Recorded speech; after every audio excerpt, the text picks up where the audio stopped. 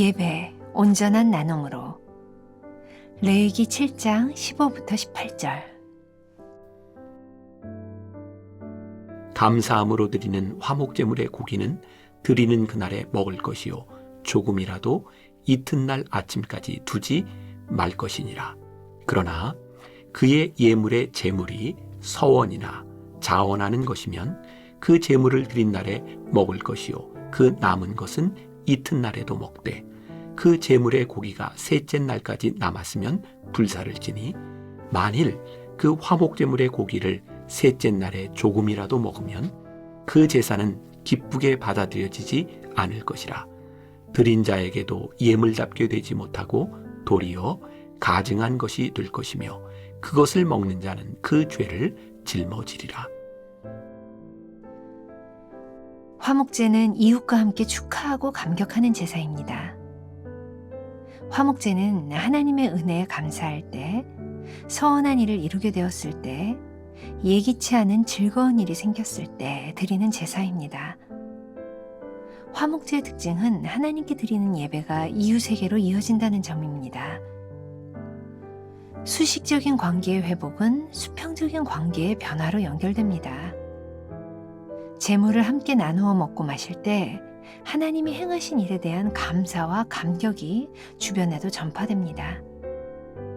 예배는 나눔을 통해 완성됩니다. 화목제물을 먹는 데에는 규정이 있었습니다. 감사제는 그날이 지나가기 전에, 서원제나 낙헌제는 다음 날까지 제물을 다 소진해야 했습니다. 만일 규정을 무시하고 남은 제물을 먹으면 하나님께 저주를 받고 드린 제사도 무효가 됩니다. 소 한 마리가 보통 1,300 내지 1,500근이 된다고 하니 제사장의 몫을 떼어내도 나눌 고기의 양이 엄청났을 것입니다. 하루 이틀 만에 모두 소진하기 위해서는 주변에 있는 모든 사람, 심지어 미운 사람에게까지도 나눠줘야 했을 것입니다. 화목제는 하나님이 만들어주신 화해의 장입니다. 여전히 어색하고 아직은 웃을 수 없는 사람들과도 함께 앉아 먹고 마시며 기쁨을 나눠야 합니다. 억지로 짊어지는 십자가일지라도 순종하는 자리에 하나님의 뜻이 이루어집니다. 제물로 나누는 기간이 너무 짧게 느껴집니까? 일주일쯤으로 정해주셨다면 더 많은 사람과 나눌 수 있지 않았을까요? 감사와 감격, 즐거움이 절정인 순간에도 나눌 수 없다면 시간이 지나도 나눌 수 없습니다. 예배 드릴 때 하나님이 주신 마음과 생각 그대로 즉시 행동하십시오. 우리의 문제는 하나님의 영이 말씀하시고 나서 긴 토론으로 들어가는 것이다. 헨리 블랙커비.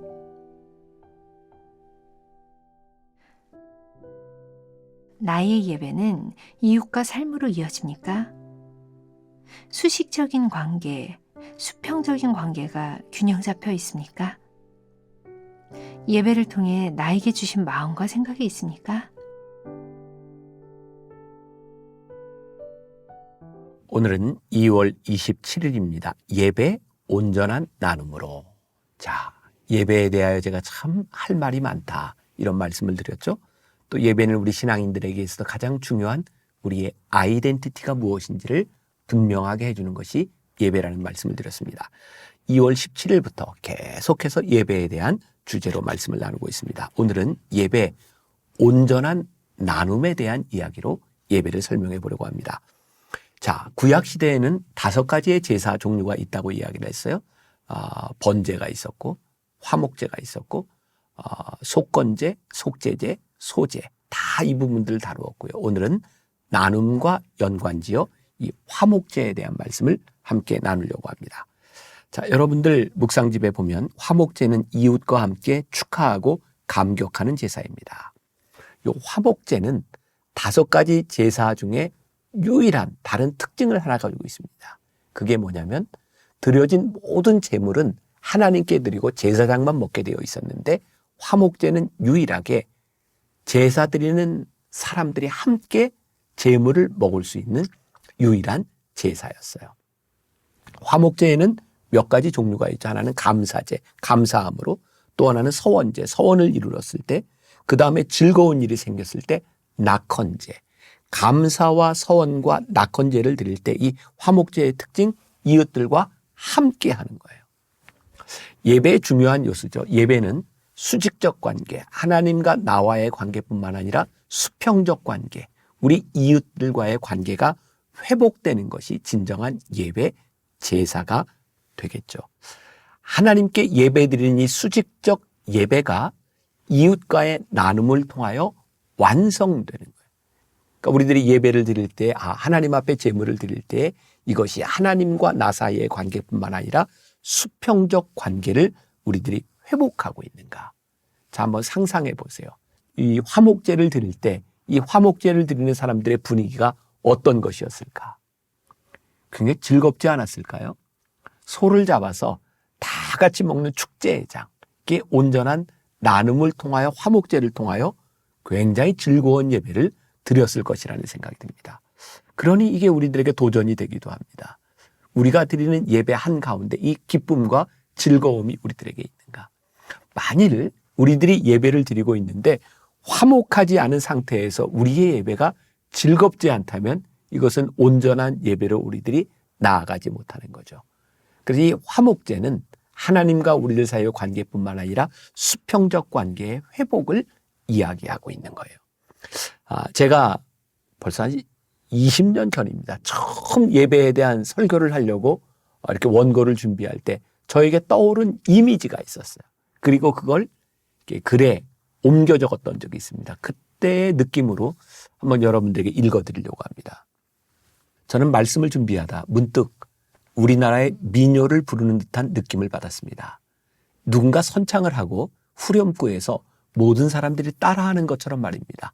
아리아리당 스리스리당 아라리가 났네, 혹은 괴지나 칭칭나네, 괴지나 칭칭나네, 이렇게 함께 따라하는, 한번 상상해 보시기 바랍니다. 하나님, 제가 하나님의 은혜에 너무 감사해서 이 예물을 드립니다.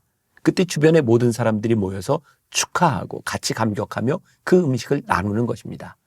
누군가가 서원한 일을 이룰 때, 예를 들면 하나님께 아들이 목회자가 되도록 혹은 건축 헌금을 하도록 약속을 했는데 이루지를 못했습니다.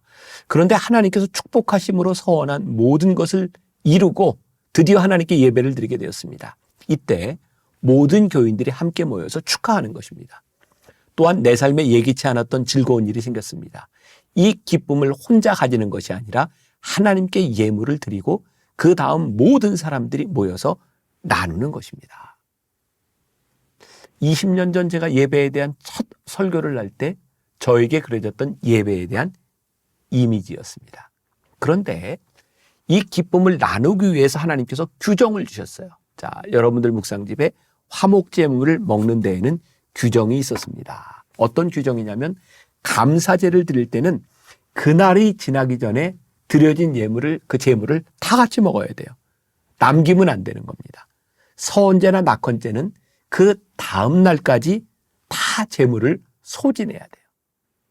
자료에 보니까 그 당시 이스라엘 백성들이 소를 제물로 드릴 때 소 한 마리가 1,300근에서 1,500근 정도 나갔다고 합니다. 1,300근에서 1,500근 되는 이 제물을 다 그날 먹어야 되는 거예요. 지금처럼 인구가 많았던 시대가 아닙니다. 이 제물을 드리고 하루에 그 다음 날까지 이 제물을 다 소진하려면 모든 사람들이 함께 모여야 되는 거예요. 그런 생각이 들지 않으세요? 하나님께서 왜 이런 명령을 내리셨을까? 우리는 밥을 먹을 때, 음식을 먹을 때 친한 사람, 먹어서 즐거운 사람들과 함께 먹으려고 합니다. 좋은 일이죠. 근데 만일 이 제물을 드리고 내가 좋아하는 사람들만 모여서 먹어야 돼 라고 한다면 이 제물을 다 소진할 수 없었을 거예요. 그런 의미가 아니었을까요? 내가 좋아하는 사람이든 싫어하는 사람이든 너의 원수된 사람이든 이 제물을 제물되게 하기 위해서는 모든 사람들이 다 함께 모여서 먹어라. 이것을 너희들이 함께 모여 다 먹어야 하나님께서 이 제물을 아름답게 받으실 것이다. 이것을 남기지 말아라. 화목제물에 굉장히 중요한 규정인 거예요. 내가 원하는 사람들과만 함께 예배하고 제사를 드리고 나누는 것이 아니라 모든 사람들이 함께 해라. 자, 자녀를 키우는 여러분들이라면 그런 경험들을 하지 않았을까요? 저도 그래요. 우리 아이들 어렸을 때 누나와 동생 2살 차이인데 많이 싸웠어요. 그러니까 아무것도 아닌 일을 가지고 싸우죠. 그럼 부모인 제가, 아빠인 제가 아이들을 화해시키는 방법이 있어요. 둘 다 불러놓고 왜 싸웠는지 이렇게 이야기도 듣고, 그리고 제가 하는 거는 너희 둘이 악수해. 너희들이 껴안어. 우리 애들 뭐 2살, 4살, 3살, 5살 때. 그럼 애들이 싸웠는데 이거 잘 되지 않아요. 근데 아빠가 억지로 안아줘. 사랑해. 그럼 그 어색한 가운데서 앉다가 둘이 픽 웃어요. 화해가 되는 거예요. 화해는 내가 할 수 있을 때, 내가 원하는 때만 하는 것이 아니라 내가 하기 힘들고 어색한 가운데서 하는 거예요. 우리들이 예배를 드릴 때 우리 공동체 회중 가운데 내가 원하지 않는 사람, 내가 싫어하는 사람, 왠지 저 사람은 내 마음에 안 들어. 그 사람들과 함께 예배하라는 거예요. 그리고 함께 예배하면서 하나가 되라는 거예요. 즐거워하라는 거예요. 축복하라는 거예요. 그래서 이 온전한 나눔으로 예배가 완성될 수 있다는 것을 우리들에게 말씀하고 있는 거죠. 그래서 3번째 문단에 보니까 화목제는 하나님이 만들어주신 화해의 장입니다 라고 되어 있죠. 다소 어색하고 힘들지 모르지만 하나님께서 우리들에게 만들어준 이 화해의 장인이 우리들이 여기에 모여서 함께 나눔으로, 온전한 나눔으로 화목하라는 거예요. 헨리 블랙거비가 하나님을 경험하는 삶에서 이런 얘기를 해요. 여러분들 책 마지막에 나오는 문장이에요. 우리의 문제는 하나님의 영이 말씀하시고 나서 긴 토론으로 들어가는 것이다. 우리의 문제가 뭐예요? 하나님께서 말씀하시는데, 온전히 나누라고 화목하라고 말씀하시는데 우리들은 생각하고 긴 토론으로 들어가요. 우리들이 생각하고 토론하면 안 되는 거예요. 우리들에게는 안 되는 이유가 참 많은 거예요. 그래서 하나님께서 명령하시는 거예요. 너희들에게 이 예배를 화목의 장으로, 화해의 장으로 너희들에게 주었으니 너희들이 화해하고 사랑하고 감격을 함께 나누라는 말씀이에요. 언제? 지금. 오늘 여러분들이 하나님 앞에 예배자로, 오늘 하루를 온전한 예배로 드리는 데 있어서 하나님께서 우리들에게 주신 명령, 화해하라고 하는 이 말씀이 우리들의 가슴에 꽉 박혀서 화해하지 못한 자와 함께 화해하고, 오늘 그와 함께 음식을 나누고 기쁨을 나눔으로 인해서 오늘 여러분들의 삶의 예배를 예배되게 할 수 있다는 것, 온전한 예배가 되게 할 수 있다는 것을 여러분들 마음속에 기억하면서 또 하나의 온전한 예배를 이루어가는 하루가 될 수 있기를 주님의 이름으로 간절히 축원합니다. 기도하겠습니다. 오늘 우리들에게 주시는 명령을 듣습니다. 온전한 예배가 되기 위하여 나누라. 단순히 음식과 물질을 나누라는 것이 아니라 함께 먹으라. 하나님께서 우리들에게 명령하신 그 명령이 지금 이 자리에서 이루어지게 하여 주옵시고, 주의 명령을 따라 온전한 예배를 이루는 하루, 하나님의 역사가 일어나는 하루가 되게 하여 주옵소서. 예수님의 이름으로 기도했습니다. 아멘.